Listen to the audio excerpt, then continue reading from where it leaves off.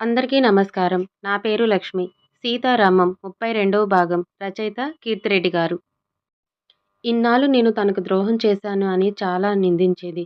అటువంటి విషయం నీకు చెప్పి నీవు తనను తక్కువ చేస్తే మన కుటుంబం కలతల కుటుంబం అయిపోతుందని చెప్పలేదు. అంతకు మించి నీతో దాయాల్సింది కాదు. నా చెల్లెలు వసు, నా ఫ్రెండ్ జానకిరాం ప్రేమించుకున్నారు. అది నాకు తెలీదు ముందు. వాళ్ళు చాలా దూరం వెళ్లారు. వాళ్ళ ఇంట్లో ఎవరు లేని సమయంలో వసుని ఇంటికి తీసుకువెళ్ళి కాసేపు ఉన్నారు. ఆ సమయంలో ఇద్దరూ ఒకటయ్యారు. ఇంట్లో చూసిన పనివాళ్ళు విషయం వాళ్ళ అమ్మానాన్నకు చేరవేశారు. ఆవిడ మా గురించి తెలుసుకొని మమ్మల్ని ఇబ్బంది పెట్టింది. అందుకే మేం విశాఖ వదిలేశాము. కానీ వసు ప్రెగ్నెంట్ అయ్యింది. తన డెలివరీ వాళ్ళ ఫ్రెండ్ దగ్గర చేయించి తనను పెళ్లి చేస్తాను. అతడితో కలిసి కొడుకును తెచ్చుకోవటానికి వెళ్తున్నప్పుడు అయిన యాక్సిడెంట్, ఆయన చనిపోయాడు అని ఆ తర్వాత జరిగింది మొత్తం భార్యకు ఎక్స్‌ప్లెయిన్ చేస్తాడు మోహన్. అంటే వదినకు పెళ్ళికి ముందే కొడుకు ఉన్నాడా? ఆ విషయం దాచి పెట్టి పెళ్లి చేయాలని అనుకున్నారా? లేదు మధు. ఆయనకు అన్నీ తెలుసు. తనకు పెళ్లి ఆలోచనే లేదు. వసుతో పెళ్లి జరిగితే ఆ కొడుకును తన కొడుకుగా స్వీకరిద్దామనుకున్నాడు. కానీ దురదృష్టం మళ్ళీ నా చెల్లిని వెతుక్కుంటూ వచ్చింది. నాకు బుర్ర పగిలిపోతుంది. ఏం జరిగినా గతంలో నాకు అనవసరం. కానీ మన కూతురి జీవితం అతడితో ముడిపడింది. దానికి ఒక కూతురు కూడా ఉంది. దయచేసి దాని సంసారాన్ని చక్కదిద్దండి. పసిదాన్ని ఉసురు మనకు మంచిది కాదు. ఏదో ఒక రోజు మన దివికి ఇదంతా గుర్తొస్తే మనల్ని క్షమించదు అంటూ కళ్ళు తుడుచుకొని రూమ్‌లో నుండి బయటకు వస్తుంది మాధవి. రామ్‌కు ఏం చెయ్యాలో తోచదు. దివిజకు తానే సీత అని ఒక సంవత్సరం రోజులు తన భార్యగా ఉందని రామ్‌కు ఏ పాప కోసం కాశ్మీర్ హోటల్‌లో అంతగా ప్రేమ చూపించిందో, ఆ పాప తన కూతురు అని చెప్తే ఏమవుతుంది? సీత జీవితంలో గుర్తులేని ఆ సంవత్సరం రోజులు ఆమెను ఒకరికి భార్యగా, మరొకరి తల్లిగా మార్చాయని తెలిస్తే ఆమె మెంటల్ కండిషన్ ఎలా ఉంటుందో, ఏమవుతుందో అని ఆలోచిస్తూ భయం వేస్తుంది రామ్‌కు. కానీ చెప్పకుండా దాచి తమ కూతురును అమ్మకు దూరం చేయటం కరెక్ట్ కాదు అని తమ కూతురు ఏ పాపం చేసింది? అందరూ ఉండి కేవలం తండ్రితోనే మాత్రమే ఉండవలసిన అవసరం ఏముంది? అని ఆలోచిస్తూ చివరకు ఒక నిర్ణయం తీసుకొని మొహం కడుక్కొని బట్టలు వేసుకొని బయటికి వెళ్తూ కూతురును రాధకు అప్పచెప్తాడు. చాలా రోజుల తర్వాత రామ్ బయటకు వెళ్తుంటే రాధ కొంచెం సంతోషం, కొంచెం అయోమయంగా చూస్తుంది. దాదాపు కాశ్మీర్ నుండి వచ్చినప్పటి నుండి రామ్ అసలు బయటకు వెళ్ళనే లేదు. తనలో తానే కుమిలిపోతూ, ఏడుస్తూ, ఆలోచిస్తూ ఏదో సమయానికి రాధ పెడితే భోజనం తిన్నా అనిపిచ్చి మళ్ళీ ఆలోచనలో అలా జరిగిపోయేవి రోజులు. అలాంటిది ఇప్పుడు సడెన్‌గా రెడీ అయ్యి వచ్చి బయటకి వెళ్తుంటే రాధకు ఆశ్చర్యంగాను, భయంగాను అనిపిస్తుంది. కానీ ఎక్కడికి వెళ్తున్నాడో అడగటం పద్ధతి కాదు అని అడగకుండా మామూలుగా ఉంది. రామ్ సీతను ముందు ట్రీట్ చేసిన డాక్టర్ దగ్గరకు వెళ్లి ఆయన అపాయింట్‌మెంట్ కోసం రిసెప్షన్‌లో కనుక్కొని ఒక నంబర్ కోసం ఎదురు చూస్తూ ఉంటాడు. కాసేపు అయ్యాక నర్సు వచ్చి రామ్ పేరు పిలవగానే రామ్ వెళ్లి డాక్టర్ ముందు కూర్చుంటాడు. రామ్‌ను చూడగానే గుర్తుపడతాడు డాక్టర్. Hello doctor. నేను రామ్. నా వైఫ్ సీత. మీరు తనని ట్రీట్ చేశారు. గతం మర్చిపోయింది అని రామ్ చెప్తూ ఉంటే, హలో మిస్టర్ రామ్. మీరు కొత్తగా పరిచయం చేసుకోవాల్సిన అవసరం లేదండి. నాకు మీ పేరు, మీ వైఫ్, మీకొక బేబీ పుట్టిందని అన్నీ గుర్తున్నాయి. మీకోసం మీ వైఫ్ వాళ్ళ తండ్రి నా దగ్గరకు వచ్చి మీ అడ్రెస్ అడిగాడు. మీ గురించి తెలిసి నేను మీ అడ్రెస్ ఇచ్చి పంపాను. ఇంక మీ లైఫ్‌లో ప్రాబ్లమ్స్ అన్నీ పోయినట్టేనా? అందుకే నన్ను కలవడానికి వచ్చారా? అని సంతోషంగా అడుగుతాడు డాక్టర్. లేదు డాక్టర్. నా జీవితంలో ప్రాబ్లమ్స్ పోతాయనే నమ్మకం అయితే నాకు లేదు. కానీ నా కూతురు మొహం చూస్తే బాధేస్తుంది. అందరిలా తనెందుకు అందరి ప్రేమకు నోచుకోలేదు? అసలు తనను నాలాంటి వాడికి పుట్టటమే తన తప్ప అని తలుచుకుంటేనే బాధ వేస్తుంది. సీత కూడా ఎటూ తెలుసుకోలేక చాలా బాధపడుతుంది. తనకు గుర్తులేని గతం, వీడిపోని జ్ఞాపకాలు ఆమె మనసును అల్లకల్లోలం చేస్తున్నాయి. ఇప్పుడు కూడా నేను నా కోసం మీ వద్దకు రాలేదు. నా కూతురు, నా భార్య ఇద్దరు అనుభవిస్తున్న బాధను తీర్చడానికి మీరు ఇచ్చే సలహా కోసం వచ్చాను. తను నా మేనమామ కూతురే. ఇప్పుడు తనను నాతో పంపడానికి వాళ్ళకు ఎలాంటి అభ్యంతరం లేదు. కానీ కాశ్మీర్‌లో దివిని చూసిన దగ్గర నుండి ఎక్కడ దాయకుండా పూర్తిగా చెప్పేస్తాడు రామ్. కేవలం తను జానకిరాం కొడుకు అనే విషయం తప్ప. ఎందుకంటే తను అంత స్వార్థపరుడు కాదు. తన తల్లిదండ్రి గురించి తెలిసాక ఎంత సంతోషపడ్డాడో అంత బాధ కూడా పడ్డాడు. తన తండ్రి సంఘంలో గొప్ప వ్యక్తి. అలాంటి వ్యక్తికి తన జన్మ మరొక అని ఎలా తనను లోకానికి పరిచయం చేస్తారో, ఎలా తనను చూపించినా ఏమాత్రం బాధలేదు. కానీ వాళ్ళను బాధ పెట్టకూడదు అని అనుకుంటాడు. అందుకే కేవలం తన జన్మరహస్యం వదిలేసి తన జీవితంలో జరిగిందంతా చెప్తాడు రామ్ డాక్టర్‌కు.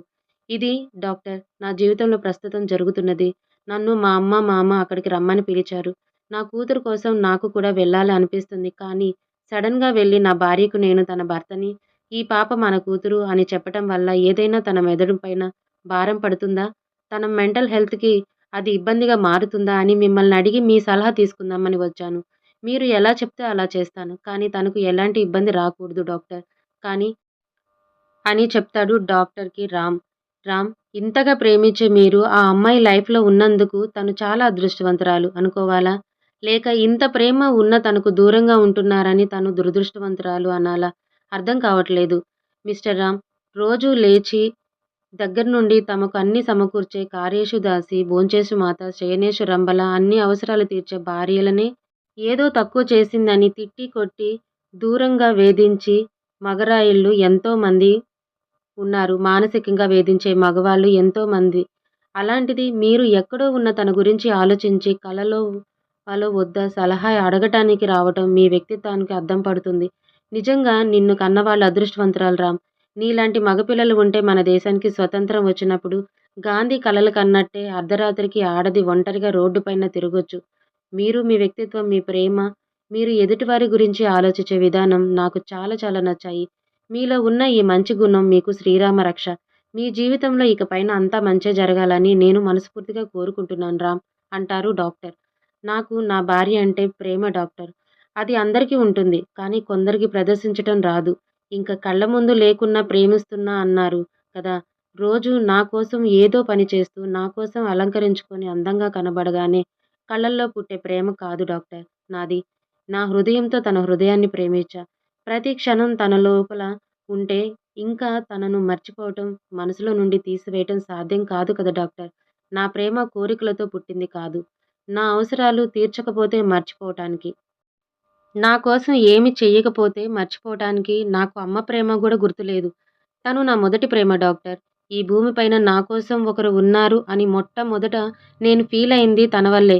ఉదయం లేవగానే తన ముద్దులొలికే నిద్రమొహం, స్నానం చేసి అప్పుడే విచ్చుకున్న ముద్ద మందారంలా కనబడే తన రూపం, నా అల్లరికి చిరుకోపంగా చూసే తన కళ్ళు, కొసరు కొసరు వడ్డించి మాటల్లో మరిపించి నా కడుపు నింపే తన మాతృత్వం, నేను బయటకు వెళ్తుంటే మళ్ళీ ఎంతసేపటికి వస్తానో అని తన కళ్ళల్లో నా రూపం నింపుకోవటం, సాయంత్రం నేను తిరిగి రాగానే సుడిగాలిలా నన్ను చుట్టేసుకొని ఉదయం నుండి నా స్పర్శను తను ఎంతగా కోరుకుందో చూపించటం, నా కోసం ముగ్ధ మనోహరంగా సాయంత్రం విచ్చుకున్న బొడ్డు మల్లెలా అలంకరించుకొని నన్ను కవ్విస్తూ, నా చుట్టూ తిరుగుతూ నా మోహపు కథలు నేర్పే తన అల్లరి, నేను చెప్పకుండానే నా మొహం చూసి నాకు ఆకలి వేస్తుందా, అలసిపోయానా, ఏం కోరుకుంటున్నానో లోపల అది గ్రహించి నాకు సమకూర్చేది నా భార్య. కొద్ది ఎడపాటుతో ఇవన్నీ నేను ఎలా మర్చిపోగలను డాక్టర్? నాది కాదు డాక్టర్. తనది గొప్ప ప్రేమ. నాకు పిల్లలంటే ఇష్టం అని, తనకు మంచిది కాదు అని తెలిసినా తన ప్రేమతో నన్ను ఒప్పించిన మొండి ప్రేమ తనది. నేను జీవితంలో ఇంక ఒంటరిని అని అనుకోకుండా నా కోసం ఒక అందమైన, అపురూపమైన బొమ్మను, మా ప్రేమ గుర్తును నాకు బహుమతిగా ఇచ్చింది. తనను ఎందుకు మర్చిపోవాలి? తను నాకు గుర్తు ఉండటానికి నా దగ్గర 100 కారణాలు ఉన్నాయి డాక్టర్. మర్చిపోవటం, వదిలివేయటం ఈ జన్మకు సాధ్యం కాదు. అలా అని తనను కష్టపెట్టాలని కూడా అనుకోవటం లేదు. తన మెదడుకు ఎలాంటి కష్టం కలిగించకుండా తనను మళ్ళీ నా జీవితంలోకి తెచ్చుకునే మార్గం ఉంటే చెప్పండి. అది నాకు ఎంత కష్టమైనా తన ప్రేమ పొందటానికి నేను భరిస్తా. ఇది ఒక్కటి చేసి మీరు చెప్పినట్టు తనను నన్ను దురదృష్టవంతురాలు అవ్వకుండా అదృష్టం అంటే మాదే అనుకునేలా మా జీవితాలను మార్చండి డాక్టర్ అంటూ వణుకుతున్న గొంతుతో చేతులు జోడిస్తాడు రామ్. మీరు ఏం బాధపడకండి మిస్టర్ రామ్. మీ ఇద్దరు కలిసి మీ పాపతో సంతోషంగా ఉండే రోజు వస్తుంది. దానికి మీకోసం నేనొక సలహా అయితే ఇవ్వగలను. మీరు మీ భార్యకు దగ్గరగా ఉండగలిగితే, మీ ప్రేమను తన ఫీల్ అవ్వగలిగితే గనక తనకు ఖచ్చితంగా తొలి ప్రేమ గుర్తుకు వస్తుంది. మీరు తనను ముందు ఎలా ప్రేమించారో, ఎలా మీరిద్దరూ ఏకాంతంలో గడిపేవారో ఆమెకు పరోక్షంగా చెప్పండి. తన గత జ్ఞాపకాల్లో నిండి ఉన్న మీ ప్రేమ తనకు గుర్తొస్తుంది. ఇప్పుడు తను మీ మేనమామ కూతురని తెలిసింది. మీ అమ్మగారు కూడా అక్కడే ఉంటున్నారు కాబట్టి, మీరక్కడ ఉండటానికి ఎవరికి అభ్యంతరం లేకపోవచ్చు. మీరు ఇలా దూరంగా ఉన్నన్ని రోజులు తనను అలా మదనపడుతూ ఉండిపోతుంది తప్ప, తనకు ఎంత ప్రయత్నించినా గర్థం గుర్తుకు రాదు. మీరు ఇక్కడ, మీ భార్య అక్కడ, మీ ఇద్దరి వల్ల మీ కూతురు అందరూ బాధపడుతూ ఉండటం కన్నా, మీ ప్రయత్నం మీరు చేసి దేవుడి పైన భారం వెయ్యండి. ఏ సైడ్ ఎఫెక్ట్ లేని మందు మీ ప్రేమే. తనకు ఇప్పుడు ఎలాగో మీ కూతుర్ని చూసి తను రెస్పాండ్ అయ్యింది అంటున్నారు కదా! అది అమ్మ ప్రేమ. ఎలాంటి కల్మషం లేనిది. ఎవరు చెప్పకుండానే తన బిడ్డను అక్కున చేర్చుకుంటుంది. ఇంకా ఎలాంటి సందేహాలు లేకుండా మీరు మీ ప్రయత్నాలు మీరు చెయ్యండి. తప్పకుండా మీ భార్య మామూలు మనిషి అవుతుంది అన్న నమ్మకం నాకుంది. మీ ప్రయత్నం మీరు చెయ్యండి అని చెప్తాడు డాక్టర్ రామ్‌కు. డాక్టర్ మాటలు విని కాస్త ధైర్యం వస్తుంది. కానీ ఎలా హైదరాబాద్ వెళ్ళాలి అని ఆలోచిస్తూ వెళ్ళొస్తాను doctor. Thank you very much అని చెప్పేసి బయటికి నడుస్తాడు రామ్. బండి స్టార్ట్ చేసి ఇంటి దారి పడతాడు. రోడ్డు పైన కూడా ఆలోచిస్తూ ఎప్పుడు ఇంటికి చేరుకున్నాడో కూడా తెలియకుండా ఆలోచనలో మునిగిపోయి ఉంటాడు. తిరిగి ఇంటికి వచ్చి కూడా ఆలోచిస్తున్న రామ్‌ను చూస్తూ రాధ దగ్గరగా వెళ్తుంది. అన్నయ్య అని పిలుస్తుంది. కానీ ఆలోచనలో మునిగి ఉన్న రామ్ అసలు రాధ పిలుపు వినపడదు. భుజం పైన చెయ్యి వేసి తడుముతూ అన్నయ్య అని గట్టిగా పిలుస్తుంది. రామ్ అప్పుడు ఈ లోకంలోకి వచ్చి ఏంటి రాధమ్మ అంటాడు. ఏం ఆలోచిస్తున్నారు? ఎందుకు బాధపడుతున్నారు? నాకు కూడా చెప్పకుండా ఒంటరిగా బాధపడుతున్నారు. నేను మీకు పరాయిదాన్నయ్యానా? అని నిగ్రహంగా అడుగుతుంది రాధ. లేదు తల్లి. అలా అనుకు రాధమ్మ. అడగనిదే అమ్మైనా అన్నం పెట్టదు అంటారు. కానీ నీవు ఏది నేను అడగకుండానే అన్నీ సమకూరుస్తావు. నీవు నాకు అమ్మతో సమానం. నువ్వు, హరి నా అన్ని కష్టాల్లో నాకు తోడుగా ఉన్నారు. మీ ఇద్దరు లేకపోతే నేను కాదు నా కూతురు కూడా ఈరోజు ప్రాణాలతో ఉండకపోయేది. ఛీ! ఏం మాటలన్నయ్య అవి? పసిపిల్ల దాని గురించి అలా అనకండి. నారు పోసిన వాడే నీరు పోస్తాడు. మీ మంచితనం, అశక అదృష్టం ఈ రెండే తనకి శ్రీరామ రక్ష. ఇందుకు మీరు దేనికి బాధపడుతున్నారో చెప్పలేదు అంటుంది రాధ మళ్ళీ. ఇందాక ఎక్కడికో వెళ్ళి వచ్చారు. వెళ్ళేటప్పుడు కాస్త హుషారుగా వెళ్లారు కానీ తిరిగి వచ్చాక అదే ఎడతెగని ఆలోచనలతో ఉండిపోయారు.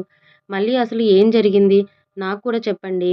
నేను మీ బాధ తీర్చగలనన్న కనీసం నాకు తెలిసిన ఏదైనా ఉపాయమైనా చెప్తాను కదా! అంటుంది రాధ. రామ్ హాస్పిటల్‌కి వెళ్ళిన విషయం, అక్కడ తనకు డాక్టర్ చెప్పిన విషయాలు పూసగుచ్చినట్టు చెప్తాడు రామ్ రాధకు. ఇది సంతోషించాల్సిన విషయం కదన్నయ్య. దీనికి మీరు ఆలోచించాల్సిన అవసరం ఏముంది? అంటుంది రాధ కనుబొమ్మలు ముడేస్తూ. సీత తన పుట్టింట్లో ఉంది కదా రాధమ్మ. తను ఇక్కడ ఉంటే నేను ఏదైనా గుర్తు చేయడానికి అవకాశం ఉండేదేమో. కానీ ఇప్పుడు ఆ అవకాశం కూడా లేదు కదా! నాకై నేను వాళ్ళ ఇంటికి ఏమని వెళ్ళను? వెళ్ళినా వాళ్ళ ఇంట్లో అంత ఫ్రీగా తనతో మాట్లాడటం కుదరదు. ఈ సమస్యకు పరిష్కారం ఏంటి అని ఆలోచిస్తున్నా రాధమ్మ అని చెప్తాడు రామ్. అవును కదా! నేను ఇవన్నీ ఏం ఆలోచించలేదన్నయ్య అని ఇంతలో రామ్ ఫోన్ రింగ్ అవుతుంటే ఏదో ప్రైవేట్ నంబర్ అని స్క్రీన్ పైన కనిపిస్తుంటే ఎవరా అని ఆలోచిస్తూ ఫోన్ లిఫ్ట్ చేస్తాడు. హలో! ఎవరు అంటాడు.